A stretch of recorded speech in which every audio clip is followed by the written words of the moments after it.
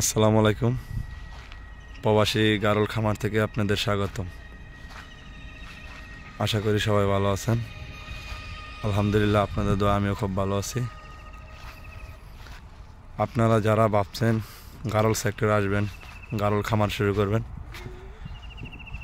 আমি বলবো অবশ্যই আসতে পারেন, কিন্তু আপনার ওইখানে যদি চরণভূমি থাকে এবং আপনি নিজে লালন পালন করতে পারেন তাহলে আসতে পারেন।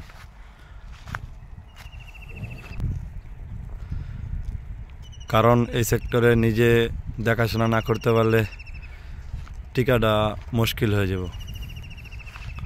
কারণ আপনার মতন অন্য কেউ দেখবো না, কারণ আপনার লক্ষ লক্ষ টাকার মালামাল নষ্ট হয়ে যাব এক নিমেষে।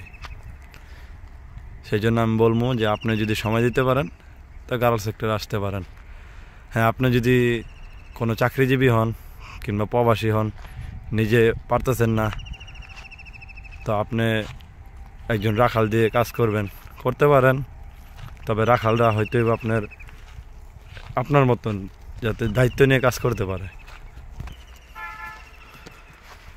আর যাদের চারণভূমি আছে, চারণভূমি থাকলে প্লাস পয়েন্ট, কারণ গারলের খুব খাবার লাগে, কাঁচা ঘাসটা খুব পছন্দ করে।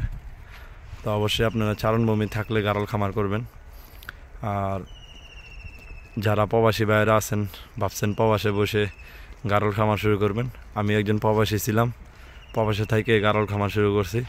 আলহামদুলিল্লাহ, আমি এখন স্বাবলম্বী, দেশে এসে নিজের খামার নিজেই লালন পালন করি।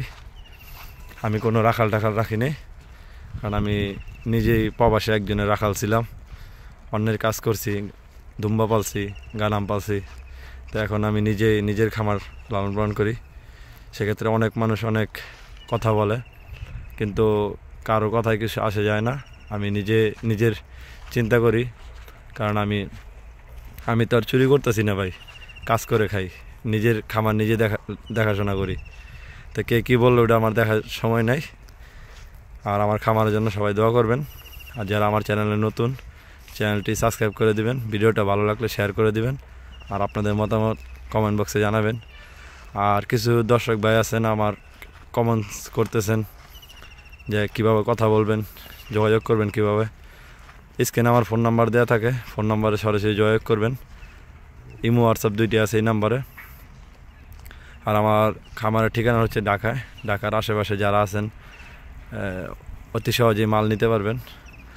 আর যারা প্রবাস থেকে গারল ক্রয় করতে চান, ভিডিও কলের মাধ্যমে গারল দেখে আগে টাকা পেমেন্ট করা লাগবে না। আপনারা আমার খামারে আসবেন, আপনার আত্মীয় স্বজন কেউ আসবে, আইসা দেখবে, মাল পছন্দ হইলে টাকা দিবে, মাল নিয়ে যাবে ইনশাল্লাহ। পছন্দ না হলে বেড়াই গেলেন, আমার খামারটা ভিজিট করে গেলেন। তো সবাই ভালো থাকবেন। আসসালামু আলাইকুম।